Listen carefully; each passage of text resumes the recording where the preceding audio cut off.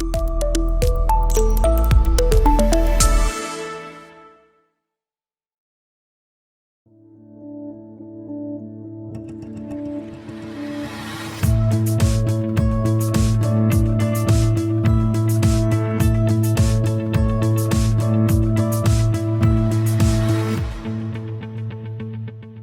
also going to invite Reverend Marion to please come back to the stage. I don't know, what do we call this in this format?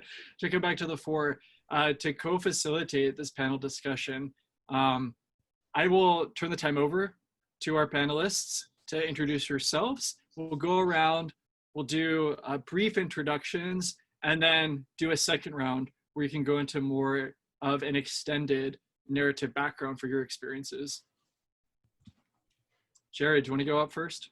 Yes, my name is Jared Dixon. I use he, him pronouns. I currently live in Baltimore County, Maryland. I'm 31 years old, and I am a conversion therapy survivor who did a program with the now disbanded International Healing Foundation. Kimberly, if you're up, go for it. Yeah, I'll go for it. My name is Kimberly Anderson. I'm a marriage and family therapist here in Salt Lake City.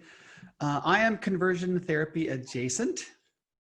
I was raised LDS, raised as a Mormon boy in northern Utah on a horse farm and in an Orthodox Mormon family, and all that entails. And I transitioned about 6 years ago, and I'm living my authentic life to the fullest, working specifically with LGBTQ youth, and in particular, transgender youth and their families.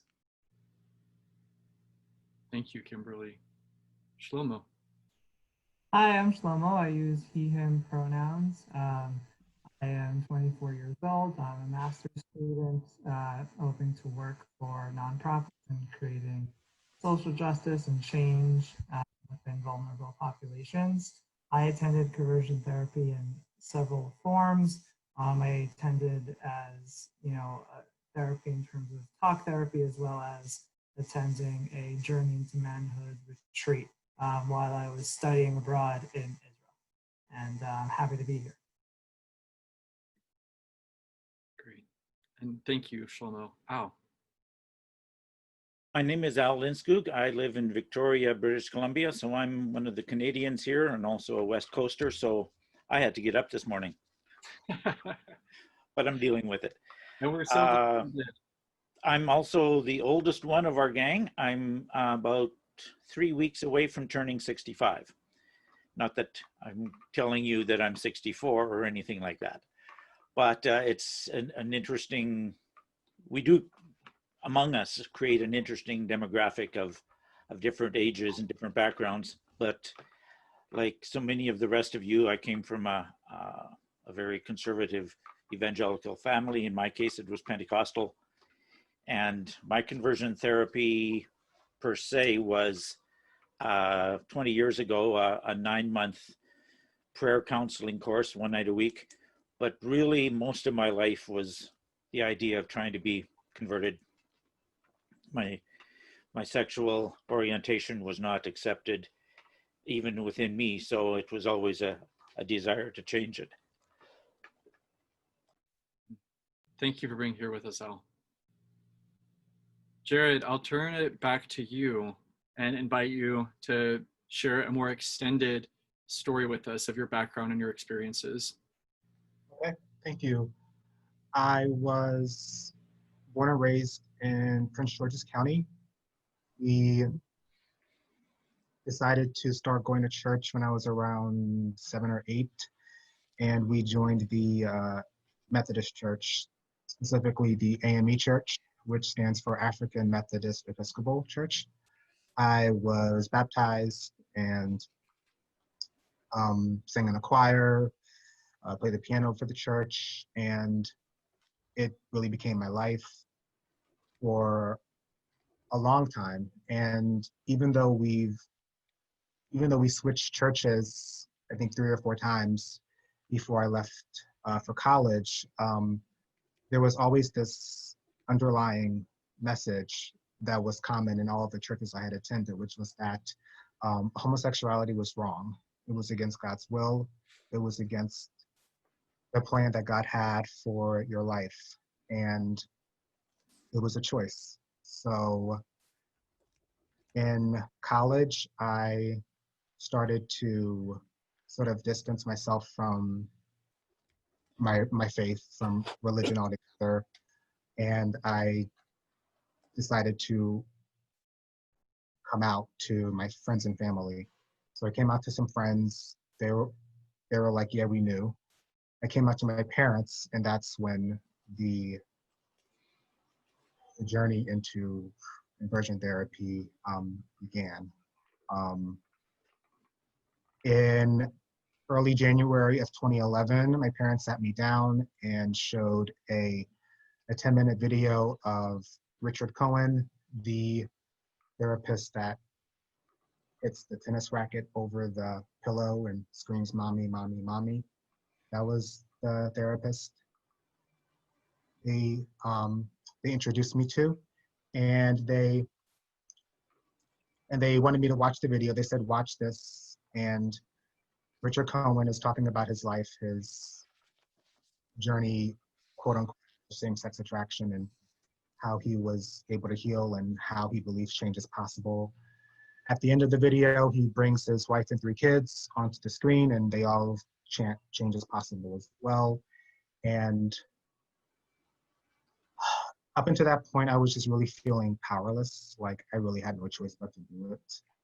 I was 21 at the time, and I just saw how devastated my parents were when I told them I was gay. And I wanted them to feel better. I wanted them to not look at me as like I was a pariah. And that's why I had said yes. I called Chris Doyle later that day. Chris Doyle would be my therapist for the 9-week sessions I would eventually participate in. So we talked. Chris Doyle shared with me his story, and then all of a sudden I found myself immersed in this ex-gay conversion therapy world. I read books. Coming Out Straight was the book we all had to read in the group, and we learned that our same-sex attractions were emotional deficiencies. We were emotionally deficient human beings, men in particular, and we had to heal those wounds, those emotional wounds that caused our same-sex attractions. So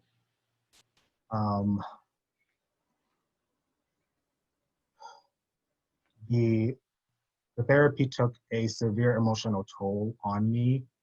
And on my first day of spring break, this was, I would say, after I had gone through maybe 5 or 6 sessions, I went to a local liquor store, bought an entire bottle of vodka, and drank it straight in my room. I blacked out and woke up in a pool of my own vomit. And it wouldn't be until 2 years after that experience that I would view it as me trying to kill myself, because I literally just didn't want to be in this stuff anymore. After the program ended, I was just unsure about everything. There was a lot of internalized homophobia that I had, a lot of depression. There would be days where I just couldn't get out of bed. There would be days where I would go to sleep and just hope I didn't wake up. And probably 5 months after that 9-week program had ended, I decided to not see Chris Doyle on an individual basis. I was like, I just can't do this. The group therapy was enough. So today I'm working through all of my issues. It's not easy, but I'm working through it. I'm on the take it one day at a time mantra. Some days are easier than others, but I'm very grateful to have found this group and to be able to heal with with other people who have gone through what I've gone through. It has been very, very helpful and validating to know that I am not alone in this. Thank you. You're not alone, Jared. Thank you. Kimberly, can you take some time to share your story, please? I guess I can. Thank you for the invitation. Kimberly Anderson, she, her pronouns. It is interesting that in the formation of CT survivors, in the initial meetings, we started talking about the adjacent community and how, we're trying to figure out how much emphasis do we put on the, more formalized survivors of conversion therapy. How do we incorporate the adjacent community? So it's lovely to be here representing one individual, just one individual and one experience of the adjacent community. So thank you, Michael. My experience as a transgender person is quite different than that of the LG and B identity developing individual. My sense of self was formed quite early, around age 5. And that's kind of when in childhood development, that's when you're able to understand what gender is, that gender is permanent, and then stepping out of one's assigned gender role has some social consequences. And that's about the time that I understood that my gender identity, that a female, is different, or was different, and still is different than my assigned gender identity of male at birth. And then at age 5, I'm discovering that there's some incongruity, gender incongruence, and social incongruence, wanting to be part of a different group. Being raised in an Orthodox Mormon household, of course, we are taught that there are very specific gender roles. There's a very hard gender binary that you fit into either one or the other. You're also taught quite early that in the Mormon parlance, or the vernacular, the Heavenly Father, or God, Heavenly Father doesn't make mistakes. And so here I am, a youth, experiencing, a young child really, experiencing some severe gender incongruence, which is also known as gender dysphoria. That's the pathological or the clinical or the DSM-5 diagnostic code for gender incongruence, gender dysphoria.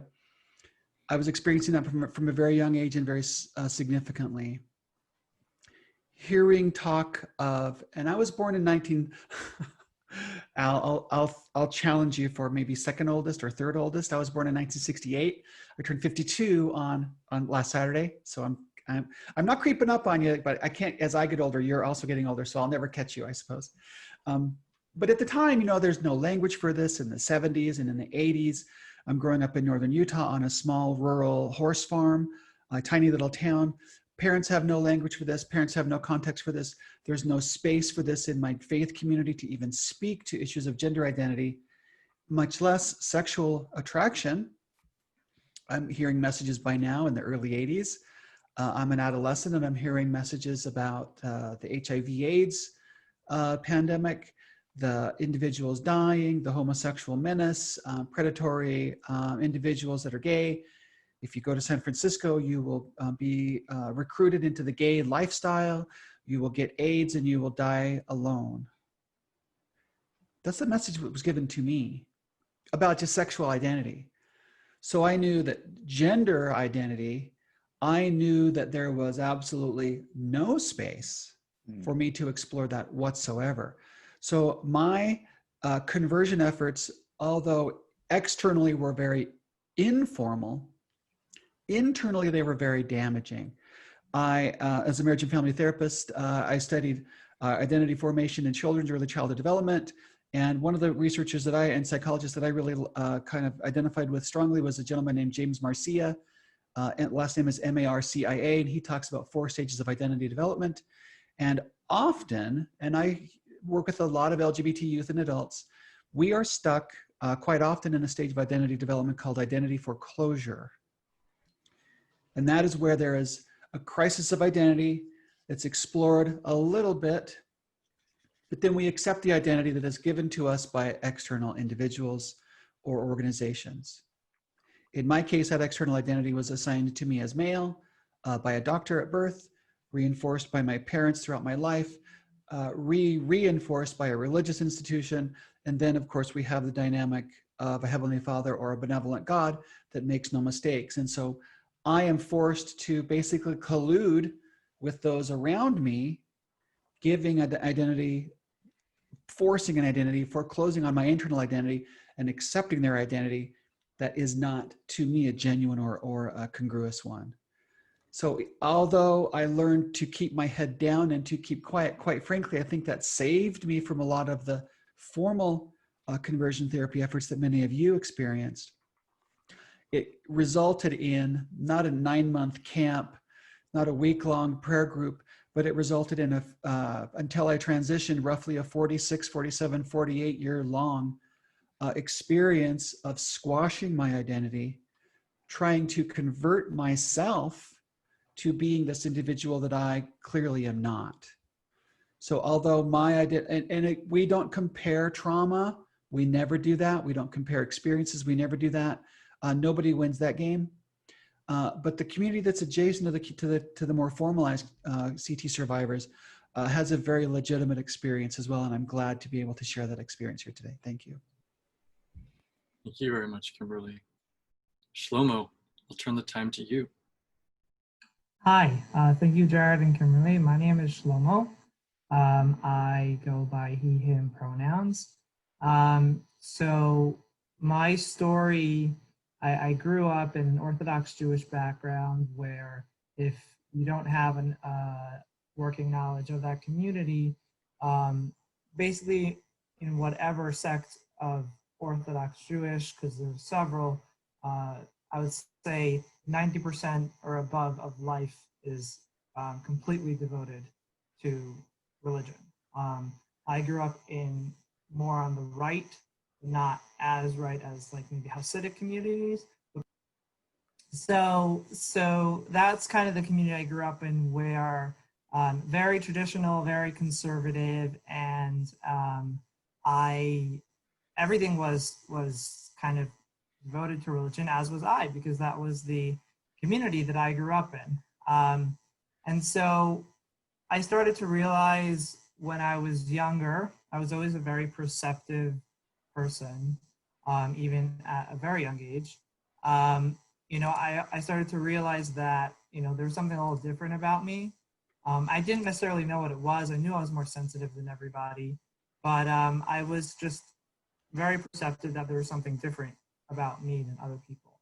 And I think that kind of progressed, I wasn't really sure, but around 8th grade, around 12, 13 years old, I discovered, like in the magazine, I think Proposition 8, I forgot which one, in California, I think it was 8, discussing gay marriage was being published in the newspaper, and I had read about it. And this thought came into my head of like, oh, maybe, you know, gay marriage isn't so bad. And in my head, like, I immediately dismissed it. I'm like, no, it's bad, it's bad.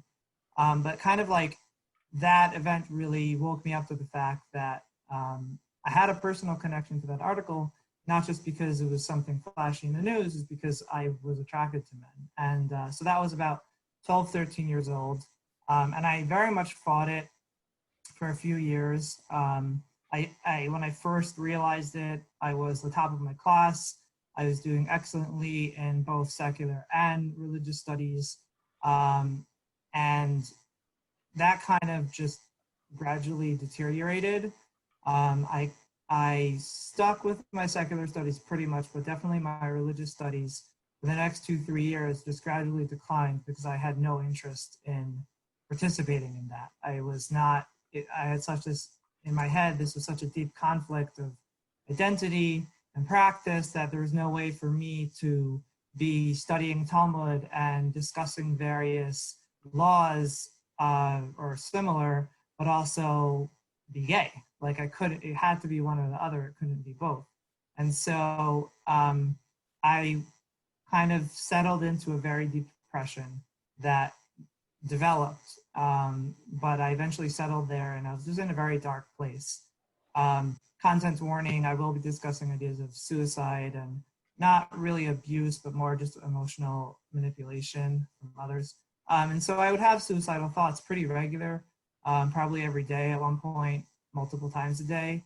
I had a suicide plan of what I was going to do.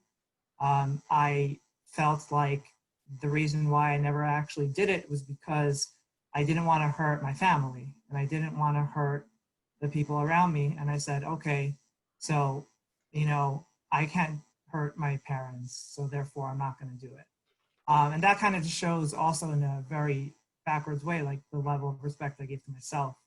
And my life was only valuable because of how I valued others. And so in 11th grade, I was 16. I'm going to get these ages wrong. I'm so bad. I'm probably the youngest CT survivor here. And I don't remember last year. So I'm going to definitely get these years and ages wrong. But as Michael mentioned at one point, trauma and memory loss, very connected. And it's not this is not a timeline for me. Everything is in different places. So I was 16 and I was very close with a rabbi of mine. And I mentioned that I was having issues at home. And so my school, even though it was pretty orthodox, they actually had a therapist, a licensed therapist, which was kind of unique to that, you know, sect of orthodoxy. And so I went to him and I mentioned, you know, I was having conflicts with my dad or whatnot, and having issues at home, but I couldn't say the fact that I was gay. Like I couldn't share it. It was too difficult. So that kind of just was like a couple sessions. That was it. And then one night I just remember I was lying in bed and just so depressed. And I remember I was unable to cry for a very long period of my life. And this was during that period because I had very little access to my emotions. And I actually shed a tear. And for me, like shedding one tear was the equivalent of someone with emotional connection, you know, falling. Because I would not cry at funerals. That's how stunted I was. And so I remember just crying out and saying in the Jewish word Hashem, which means like the name used to refer to as God, I said, Hashem, why did you do this to me? Like, why? Like, I just was so hopeless. And so I reached the pain of not telling someone was more than the pain of telling someone at that point. And so I told this school therapist, I got a session with him, and I told him, I couldn't say that I was gay, but I said, you know, I'm bi and I think I might be gay. And that for me was what I could say. And after that, I had him tell my rabbi that I was very close with because I couldn't tell him. I felt like I was going to betray him or something. And I gave him explicit permission to do that, and he did. And then kind of it started this process of figuring out what to do with Shlomo. So it's another story that's very personal, very traumatic, and I can't really get into. Plus, I actually don't even have the full information because of the dynamics between my parents and my rabbis, and there was fighting, and I wasn't told what actually happened for that period. But it was about a 4 or 5 month period of discussion as to what to do with Shlomo. I told this therapist and my rabbi that they have no permission to tell my parents because I will tell them when I want to. And they actually adhered to that. They did not tell them. My parents were doing research to try to figure out what I was going through because they weren't being told. What's kind of ironic and sort of funny is that the issue that they came to was that I was having sexual issues, as in I was having sex with too many women. That was the issue that they thought that I had. So needless to say, they couldn't be farther from the truth. I was a virgin, and it was definitely my objects of sexual desire were not with women. But for whatever reason in their head, okay, this is what it is. So they gave their okay, that we'll send him to this therapist because they kind of thought that this is what I was getting treated. I didn't know about this until years later, by the way. And it was I was very betrayed when I, that they would go behind my back to try to find out. So I started going to conversion therapy. This was at the end of the school year. It was talk therapy, very Freudian based. And I'm sorry if I'm insulting any psychologist here, but I hate Freud. I'm happy that Seth shared the history that he actually wrote that letter about, support the gay person, but so his ideas have become so spread through psychology, and none of them have been proven. And it really, really has affected my life and many people in conversion therapy as well. And so I stand by that, and I'm willing to be educated. But that's just my feelings at the time. And so very Freudian based. And I would just talk and talk and talk and talk and talk. And, you know, it was mentioned before, like talk therapy, how bad could it be? It's just talking. I think Lena and Tom mentioned it earlier in the beginning. But the whole time, every single session that I went there, I think it was as close to confession as I could have gotten to as a Jew who never, confession is not part of my ritual. I think that was the closest thing I could ever get to, speaking to an authority figure and saying, oh, I did this sexual act, or I had this sexual thought, or this and that, you know, I succumbed to this desire. And that was like every session. And every session that I went to was this other message of, Jared mentioned this, I am defective. I was told that I'm gay because I'm defective. I'm not like other people. Really, I'm straight, but something is wrong with my brain that developed and created me into this person who's a homosexual. And I am at a core defective, and in order for me to get better, I need to fix that core deficiency. And I went to him for 2.5 years. So for 2.5 years, I got this message of me being defective. And it was only talk therapy, but it was incredibly damaging to someone at the peak stage of adolescence. And furthermore, not only did I believe that I was just defective, I also had no desire to come out and join the what I called gay community, which I have obviously moved on from that term and expanded that definition very much so. But I had no desire to join the gay community because I was told that all gay people did was have sex, do drugs, and have a slew of mental illness, and that's it. That was their life, just living with their mental illnesses by having sex and doing drugs. That was the impression I was given of the entirety of the LGBT community. Now today I understand that there definitely is a subset of our community that has issues with substances, that has issues with unsafe sex, but it is not the entire community. And more so, many of those people do those things because of problems they suffered in their childhood, and a lot of them, it's not really their fault. And I was told that this is who they are, these deviants, and this is what they're doing. And this is in the 2010s. This is not the 1970s. This is in the 2010s. This is the message that I was getting, you know, about the queer community. And so nothing was working, needless to say, for this conversion therapy. And so from kind of a mix of a bunch of different experiences, I was led to this forum for Jews who were struggling with quote unquote inappropriate material, namely pornography and masturbation. I went on this forum. They had a subsection devoted to people with same-sex attraction, another phrase I hate. And so I met people through this forum and discussed, and for me, that was actually a big sense of relief. I knew people that actually were struggling with what I was struggling with. And so through that, I ended up going to a more extended step of conversion therapy.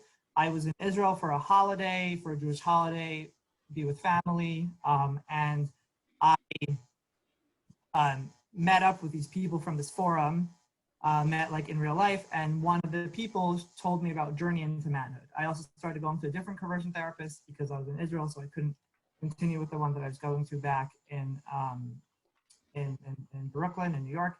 And so I heard about this Journey into Manhood thing. And so the premise of Journey into Manhood was basically everything that I had learned in talk therapy, but tried to be like actualized. It was tried to be like put into action. So lots of psychodrama, where they would reenact traumatic experiences of yourself, of others, and every single time it was a public audience, sometimes everybody, and sometimes 5 or 6 people if it was a small cohort. But basically it was taking someone's trauma and like, here, everybody can view this and we're gonna reenact it, and the people that you're with are actually gonna be the actors reenacting trauma. And so this was the premise of that. And while I went to this Journey into Manhood retreat, which Jared mentioned the taking the tennis racket, ours was a baseball bat, so they upgraded. It was a baseball bat and a punching bag, and you had to hit the punching bag with the bat to represent defeating something. And so I was actually so completely oblivious of the experience that I was going through because of everything that was around me. Everyone saying that this is the right thing to do. I was entrapped and I was manipulated into believing that what I was doing was working and that what I was doing was healthy and helpful. And meanwhile, it was destroying every core of my being, but I had no idea of it because of it was almost like a cult, almost like being in a cult and I didn't know anything. And I do compare Journey into Manhood and conversion therapy. I think they have a lot of similarities with cults. And so just to prove the point even further, at the end of this retreat, and after having gone through these really traumatic events and terrible practices, which is for another time, They had this kind of thing where you'll get up to this, what I call a stender. It's a Yiddish word. I think it's a lectern in English. Like, forgive my not understanding of the English language so well sometimes. And so you speak at this lectern, and you share something, and then everybody can come up and share your gold, which means like something positive they saw in you. And so I was like 6th or 7th, in line. And so for every person that went up before me, a couple of friends would come up and say something. When I got up to that, the entire room went in line. And so I was this like golden child, this poster boy for conversion therapy conversion therapy. And it just furthered the message of like, oh, this is what I should be doing. Afterwards, and this is kind of, I think, after that event was when I really started to come into more of like, wait, this is weird. I would join, so by the way, Journey into Manhood is vastly people who are not qualified to do anything. Like, I'm like to maybe tie their shoes, but that's about it. And so most of the people just work there because they went to one before. And many of them were close to my age, in their lower 20s, with no training, education whatsoever. And so, so after this happened, they recommended that everyone go to these like informal gym, Journey into Manhood gym events. And so I started joining this with other people from the retreat. And so I started to realize there was something really unhealthy, that everybody seemed to be changing or wanting to change, yet everybody was hooking up with each other. And those two things were like, didn't make any sense. Like, I don't understand. Like if you're changing, why is this still happening? Like, it just was very weird to me in my brain.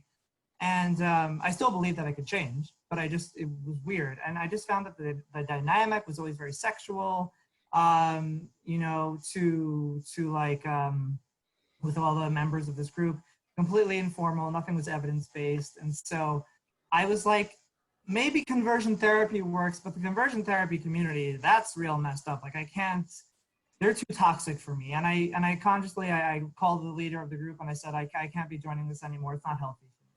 And that was like my first step, removing myself from conversion therapy. I was in school in Israel, and I actually got kicked out of that school because I was so depressed and I wasn't showing up to class and study hours and everything. Mind you, I'm a very intelligent person, but I could not use any of my intelligence whatsoever because I had no drive. I was very deep in depression. And so I came back to America after being kicked out of the school at the lowest point of my life. And then I kind of realized one day through other unrelated factors that, like, wait a second, I'm still just as gay as I was when I went to conversion therapy all those years ago. This was 4 years afterwards, roughly 4.5 years. And I'm like, this didn't work. And it took me a long time to like realize that. I'm like, this actually just didn't work.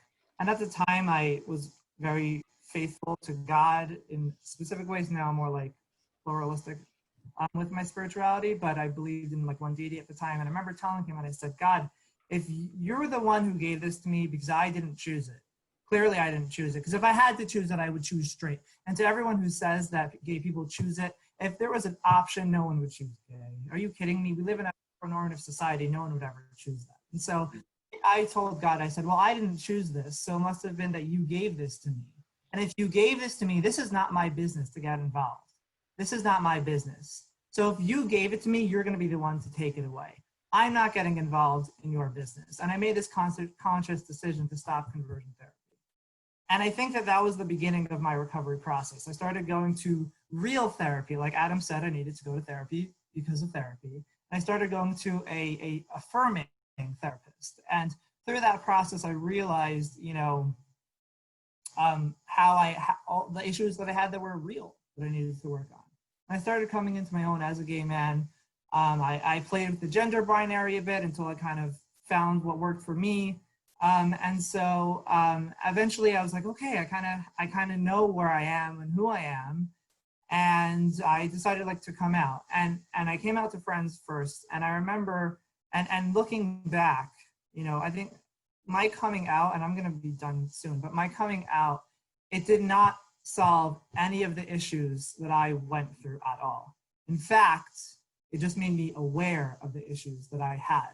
That's what coming out did for me. It opened me up to this world of like, wow, there's a lot of trauma here. And I very slowly was able to integrate within the queer community. And you know, I'm so grateful to have found CTS through Matt Ashcroft, who is a real connector person who I think has connected a lot of us together here. Through him, and before him was through Chaim Levin, which was mentioned previously, who was like the pariah. They would quote him in gym and say how bad he was. And of course, Michael, because they took down Jonah, because when I was going to gym, the Jonah case was going on at the exact time. Many of the discussions actually were about the case. So you were a little bit of a celebrity in gym. I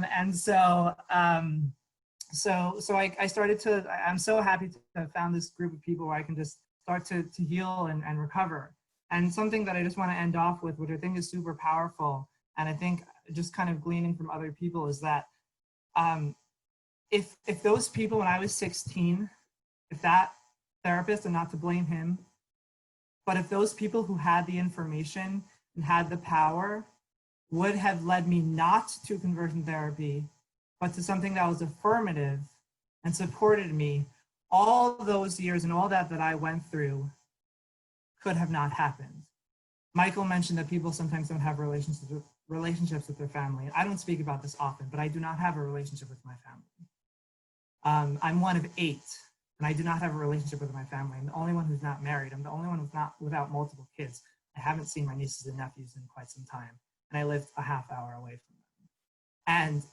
And if those people, when I was 16, would have educated my parents and led them to something that worked, I might have a relationship with my family today. Because my parents were sold a bill of goods that I could change and I could become straight, and they bought into it. And then when I didn't, I was a failure, and all those years now I had to recover from. And if they were educated properly when I was that kid, I may have a relationship with my family. I may have a relationship with my nephews and nieces. And this is why I'm just so passionate about the work that's being done, and why, not just to end conversion therapy, but to support conversion therapy survivors who have gone through things like me and everybody else, is so necessary today. And I'm very grateful for this opportunity. I'm grateful for the support system I have, for my partner, for CTS, for everybody here. And yeah, with that, I'll end my story. Shlomo, thank you so much. That's very powerful. Al, could you share some of your story with us? I just want to say how wonderful it is to be a part of this particular gang of awesome, strange, special people. As has been commented in the chat, our stories have a lot in common. And just hearing the same repeated over and over again will help anybody who's wanting to learn a little bit more about being LGBTQ plus, or any form of conversion therapy. It'll add to your understanding, that is for sure. I grew up in Texas North, otherwise known as Alberta. So a good, just rednecky, oil patchy kind of place where things are conservative in every way. Went to a church that was conservative, was active in that church from a young age. My parents were active in the church. My mom played the piano and this kind of stuff, so we were always there. Relationship with my parents was not 100%, but not bad. I didn't have a great relationship with my dad. He was there, he was the provider, and that was wonderful, but we didn't have a relationship. Definitely had a loving relationship with my mother. So when you hear the stories of absent father and loving mother kind of thing, oh, okay, maybe that, you know, so a good part of my life, I'm trying to figure out which boxes to tick to determine, okay, why did I end up gay and the rest of my family didn't? But those kind of thoughts are usually wasted. After high school, I spent, excuse me, 3 years in a denominational Bible college. So getting more and more of the same kind of teaching that I'd had at church. And the idea was that potentially if I felt so inclined or God felt so inclined, I might become a minister. That didn't happen. And after college, I actually moved back to the same town I'd grown up in. Was a worship leader and a youth leader in the church for a long time, counseled at youth camp and all these sorts of things. But I was never really all of my true self. Everything was as hidden as I figured it needed to be. I didn't really admit to myself that I only liked guys, except for the fact that on the down low, there was times when I'd head off to the city and find a little bit of entertainment. And that sort of carried me through.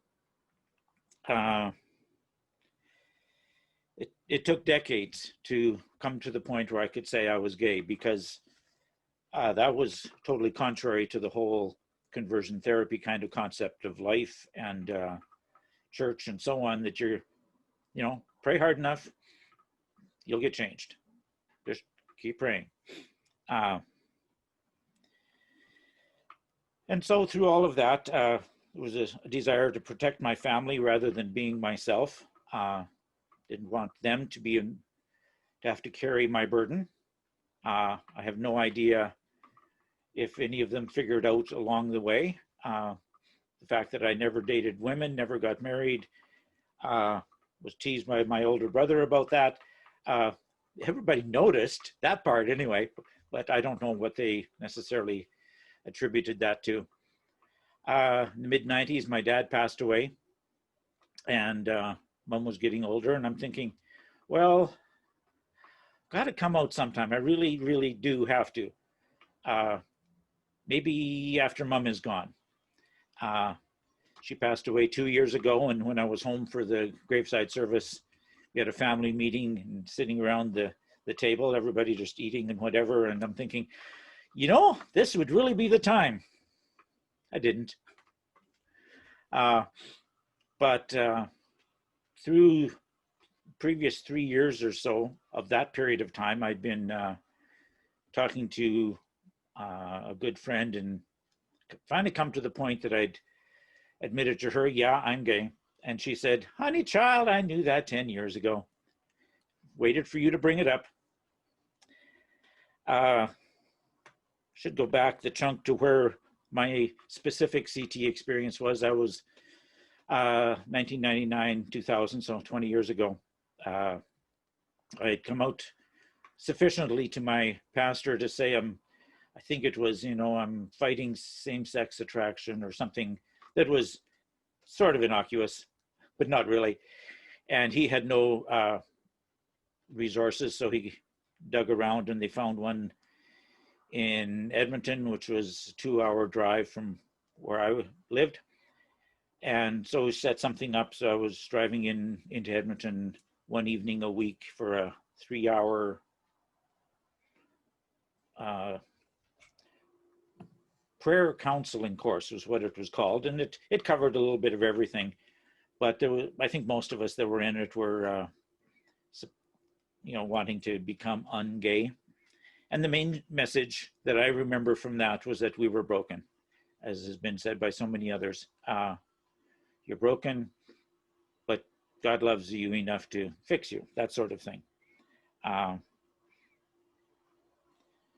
So here we are again, back to a couple of years ago when my parents are gone. I've got 2 older brothers and a younger sister, thinking to myself, well,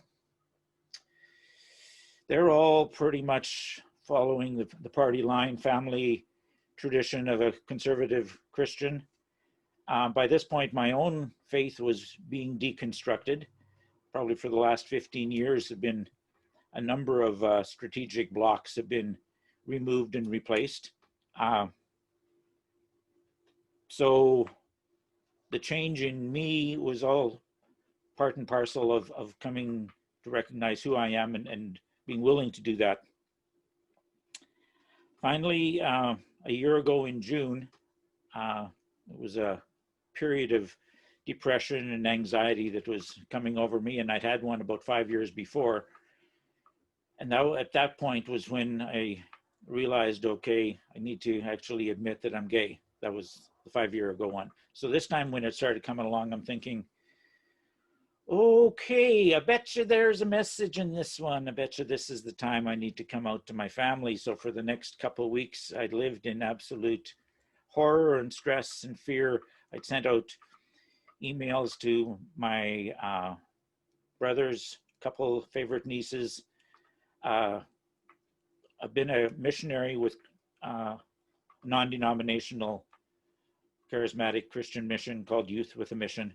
So for all of you LDS guys, you know the concept of mission. I've been with them since 2001. So I came out to some of my local fellow missionaries and also to the people who support me financially. So I knew that my goose was hanging over the fire, but at the same time, I knew I had to be real. This was the time, if not now, when? Most of the response was semi-positive. Family was a little this way, a little that way, but nobody disowned me. The one church that was supporting me financially over a period of months came to the conclusion that they wouldn't be able to do that anymore, which has affected my income and so on. But it hasn't been as bad as I thought it was going to be. It's been better than I thought it was going to be in some respects. One of the things I've sort of come to the conclusion, the phrase that suits me now is gender non-conforming. I'm not non-binary, but I'm willing to be not macho.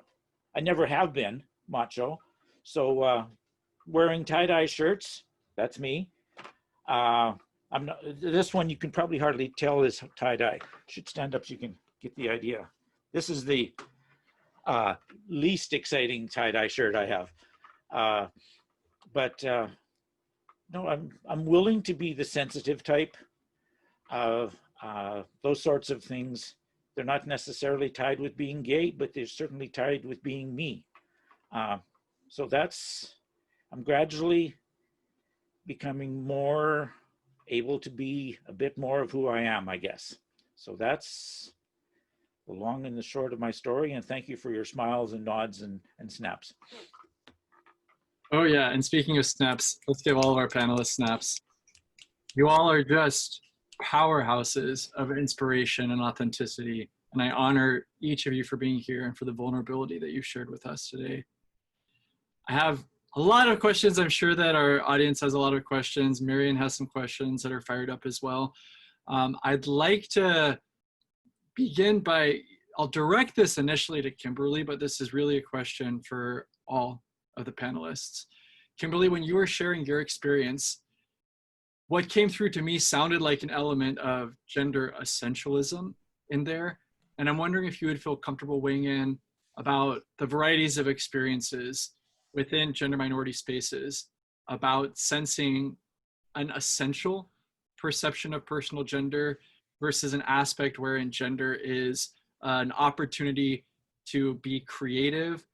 I think that the diversities that you've encountered as you have moved within gender minority spaces would be informative for this conversation about, again, the sense to which gender is a discovery versus a creative process or a compilation of both. Oh gosh, how many questions are rolled up into that one question? Yeah. And do we have a 2 or 3 hour block? Because I'll fill the 2 or the 3 hour block immediately. Actually, I have an entire another summit tomorrow just to answer this. Perfect. We'll start at 7 and we'll end at midnight.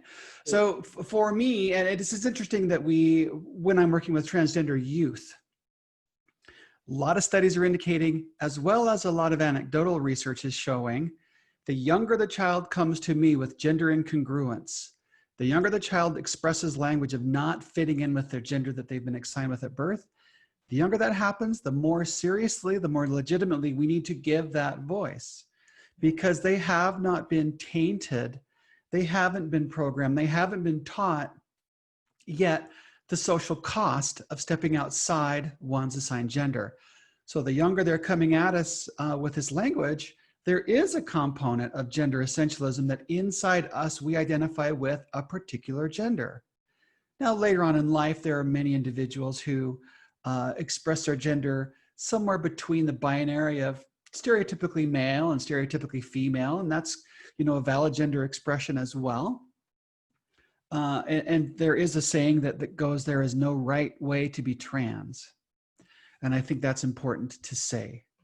There's no right way to do this. And there's no right way that we experience our gender identity. Mine happens to be very, very young. Some people are blindsided by this in their 20s, 30s, and 40s.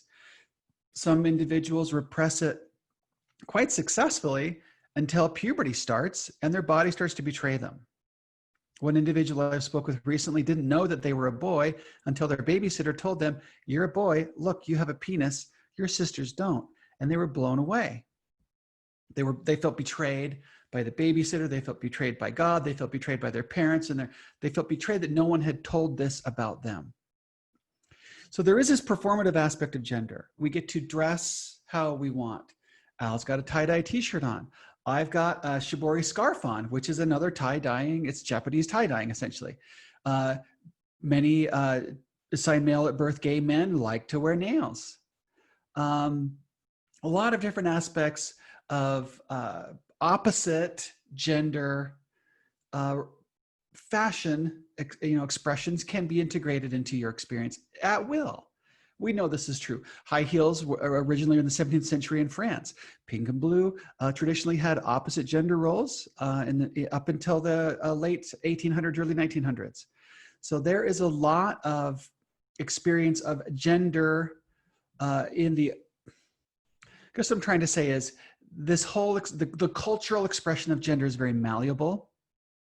It's very suspect, actually, depending on the players involved. It can be culturally influenced. Many cultures where the men wear a wraparound skirt that would be caught very fashionable for many women. I have wanted to wear a kilt my entire life, but I didn't dare do that because it would have betrayed me being trans. Oh, he wants to wear a kilt. He must want to be a woman. I just stayed got away a from kilt those a couple months ago. Did you get, like, does it match a clan that you actually are a No, member it's just of? a black kilt, but it's the start. Ah, so this is the performative or the external expression of your gender nonconformity. Maybe. I love it. I love that we get to play with gender. I was actually having a conversation with a friend of mine about the gender non-binary and about she was expressing her tomboyish qualities from a youth, from the time that she was very, very young, and we expressed gender fluidity, and she's now coming to identify as genderqueer. Bisexual woman, happily married, many kids, enjoys the role of being a mom, enjoys being the carrier of babies and the nurturer of these children. But now as an adult, in her 30s, she's exploring this idea of being gender non-binary, gender fluid. So as with many things in life, the more information we have, the more stereotypes that are broken, the more stigma that we shun and reject, we get a chance to explore and develop who we are on our own terms. Does that answer your questions? It creates new questions, which Of is course it does. one of the best things that can happen when someone asks a question. Does it answer any of the questions you originally posed? It does. I think, and I'm speaking now for myself, Okay. opposed to like the spokesperson for CT survivors. And I'm the spokesperson for all people that have a trans identity, as you know. Exactly, Yeah. Exactly. That is not the case, by the way. That's sarcasm. Yeah. No. But I think that it's interesting because oftentimes I perceive the presence of a concept of gender essentialism being something that is reacted against very negatively and vociferously.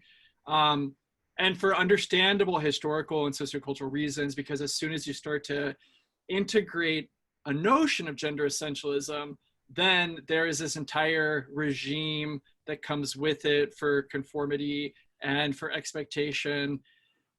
And I was a bit surprised, to be honest, to hear you confirm that within gender minority spaces, that a notion of gender essentialism isn't as eschewed or rejected as perhaps I have perceived it being. The idea that you get to perform your gender on your terms is firmly entrenched in the transgender community. Now, the gender essentialism that I think you're speaking to is when people outside the transgender community try to convince you that you have this chromosomal component, this chromosomal makeup, these secondary sex characteristics, primary sexual characteristics that force you to align with what they perceive your gender identity ought to be. I think that's, correct me if I'm wrong, but is that the gender essentialism that you are No, speaking? I've even meant just from your own lived experience, feeling like there was, if I'm not misrepresenting your narrative and your language here, that there was a truer self inside of you that was not being.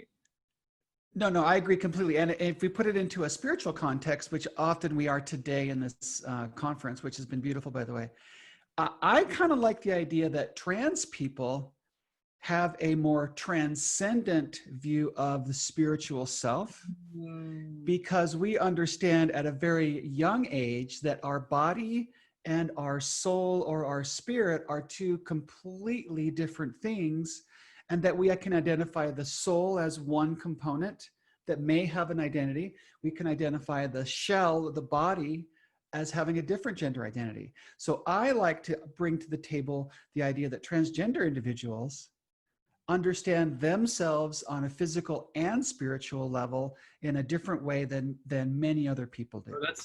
That's a really interesting paradigmatic shift, to go from the trans being an assumed truncation of the word transition to rather a denotation of transcendence. You just got in my head, Kimberly. Thank you. Well, that's been my goal since day one. Okay. We could continue bantering. Marion, I believe that you have some questions. Sure, but I'm loving this.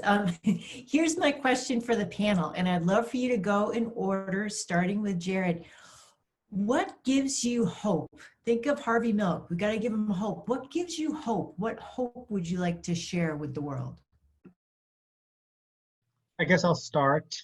So what gives me hope is people coming forward like we are doing right now and sharing our experiences. I know for a long time, I did not even view myself as like a survivor. I just saw myself as like, someone who went to conversion therapy and just kind of dropped out or quit or something along those lines, just like a quitter or something along those lines. I didn't really see myself as surviving something very traumatic and coming out of it on the other side, and seeking the tools to help me recover and heal. So what gives me hope is having a forum, having a panel, an entire day where we talk about the trauma of CT, seeing research being done in the field of medicine and psychology and marriage and family therapy to understand the unique trauma that CT survivors undergo, because it's been my experience with being in therapy for over 8 years, albeit on and off. My experience has been that a lot of therapists just don't have the tools to really reach conversion therapy survivors. I know my prior therapists did not have those tools. Just now, my recent therapist has the skill set to address the trauma that I faced in conversion therapy, and has allowed me the space to process that trauma and has been able to guide me through exactly what I went through and things that I did not speak about until last year.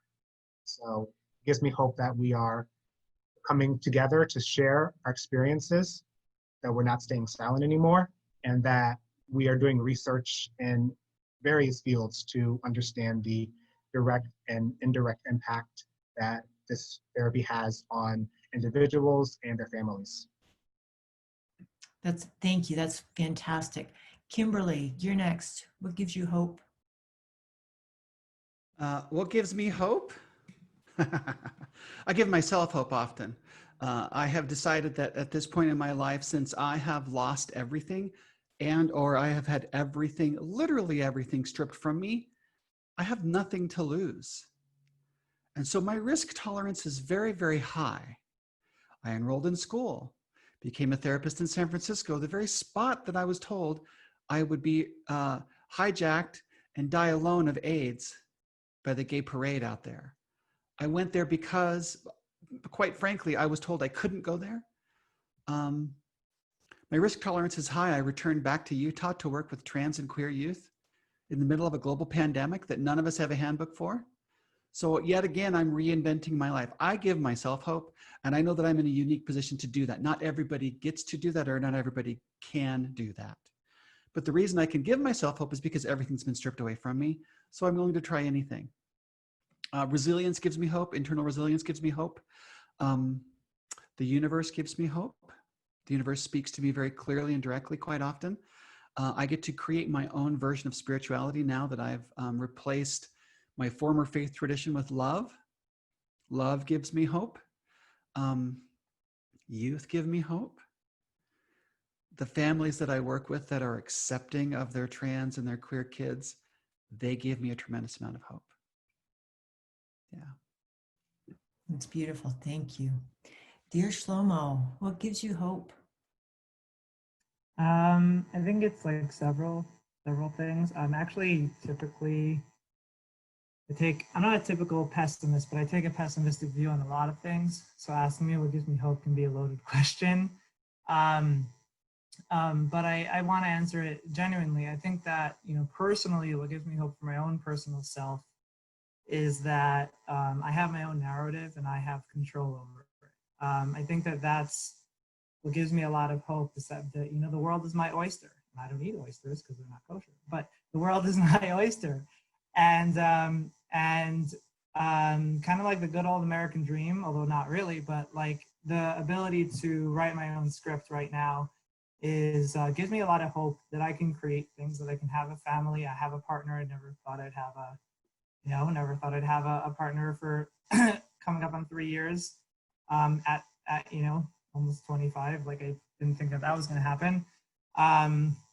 And so I think that personally, that's what gives me the most hope is just agency and having a sense of agency. And whether it's CT, feeling like I'm in a cult, or in an Orthodox background where there's a very predetermined track for what everybody does, I didn't really have much agency before. And so I think that gives me a lot of hope.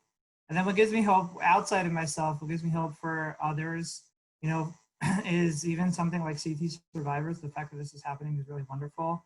It helps me see the good in people when I tend to often not see the good in people, but something like this helps me see the good in people. And just seeing like the little things that happen. I posted my like conversion therapy story a bit more extended on my Facebook page. I had like a watch party, whatever it is, a few months ago. And a friend of mine reached out to me and he said, "Wow, I'm so happy I didn't go to gym now that I heard your story." And that gave me a lot of hope. He didn't actually go to gym and he wouldn't have gone to gym, but that's the effect that my story had, is that people were like, "Oh, okay, like this is, people are learning." And I think that kind of ties into what Jared is saying. I grew up with a very big disdain of research. We were told it's the liberal agenda corrupting research. And now I realize today that numbers don't lie, and stats are stats, and data is data. And it makes me so happy that there's data today that's affirmative and supportive, and kind of realizing the truths that have been there for so long, that people have been shouting from the rooftops, but no one's been listening. And now guess what? The numbers are showing and the data is showing exactly that. That gives me a lot of hope also. Absolutely, and amen. Fabulous Al, what gives you hope? Personally, I'm turning 65 in a month, and I'm laying aside my connections with the mission I've been with for the last 20 years. In many ways, they could be an albatross. They're not that bad, but they could be, and things seem to be going the wrong direction within the eldership thereof. So for me, it will be a good thing just to say bye-bye.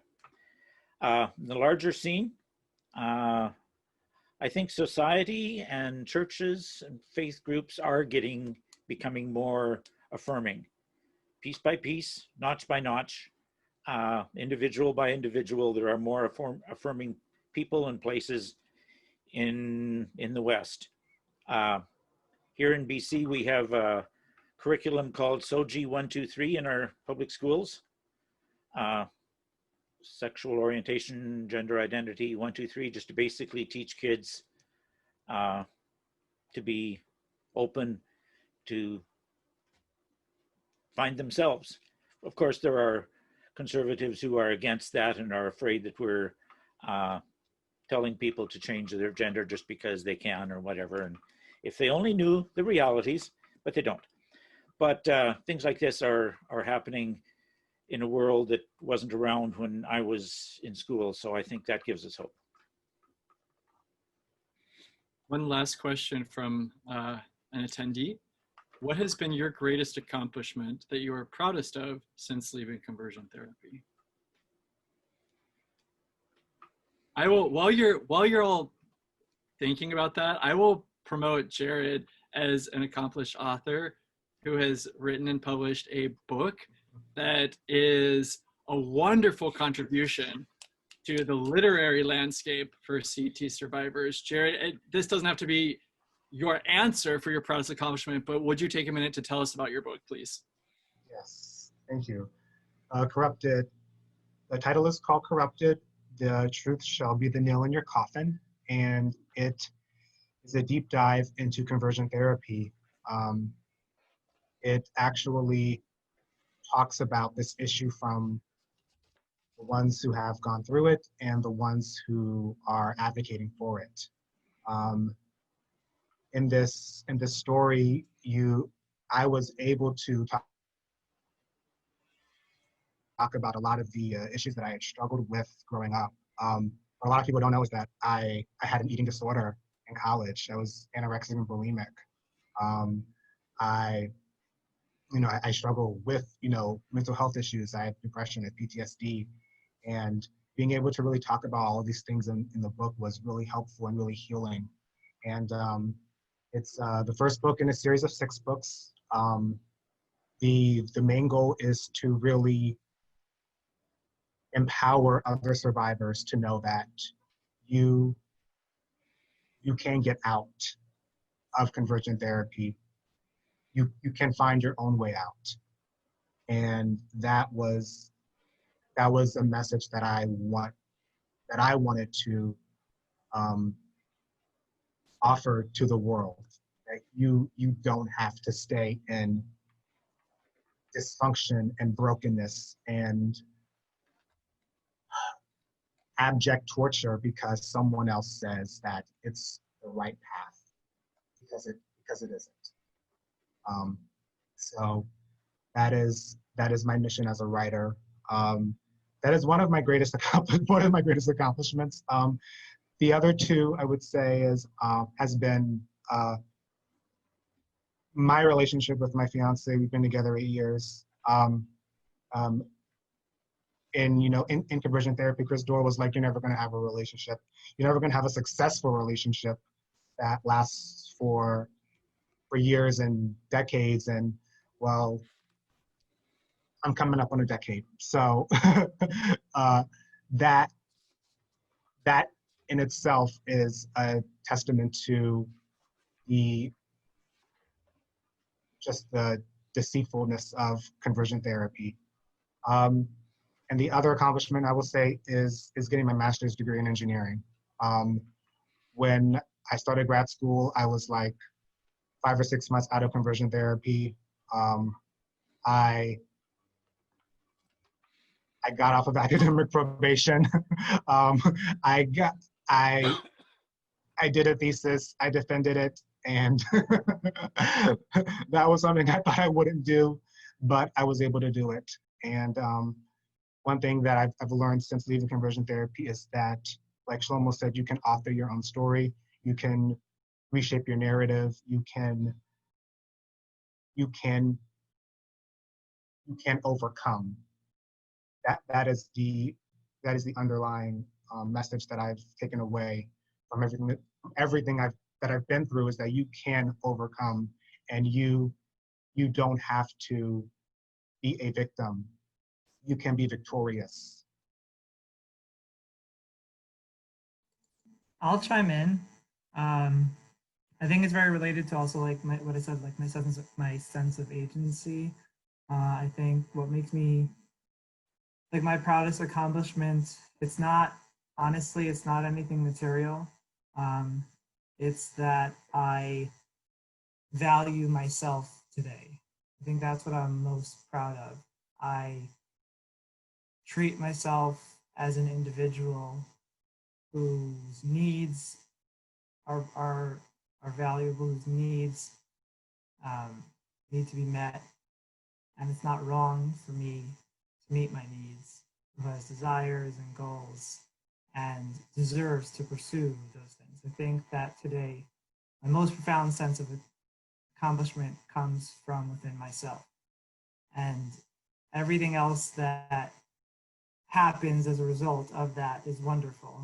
But I don't think that my master's degree that I'm going for, or any jobs that might be coming up, or advocacy work, or partnership, not to put down those things. And I really don't mean to be like, I'm better than you because my accomplishment isn't material. No, like that's not what I'm saying. I'm not at all.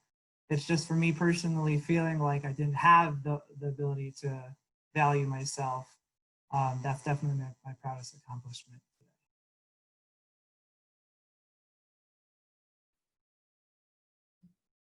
Am I last?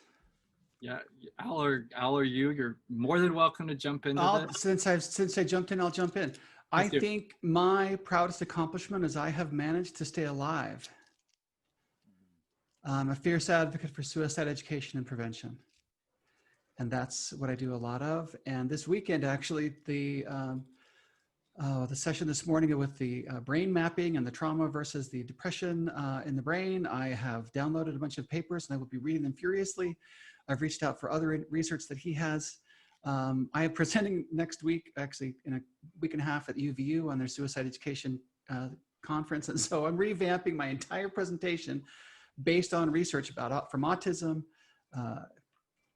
LGBT, Trevor Project has a new study out, all this stuff for suicide education prevention. Recently, I'm just revamping everything, and that is what I'm proud of, is that I've managed to stay alive so that I can empower others with tools so that they can stay alive. I think a message that every person needs to hear, specifically every queer and trans person needs to hear, is please go onto YouTube and look up Neil deGrasse Tyson. Has a beautifully empowering video titled Stardust. Please watch that. It speaks to our perfection amongst the cosmos. When I work with these transgender individuals, these youth and their parents, I tell every single one of them that the reason I'm a therapist today, the reason I went back to school and reinvented myself for the umpteenth time, is so that I could be sitting in this room right here today with you, working on your challenges. 12-year-old little Kimberly looking up at the night sky in Nibley, Utah could never have imagined who she is today. And the idea that I get to work with anybody at all in mental health, much less trans and queer youth and their families, to me is literally beyond my wildest dreams.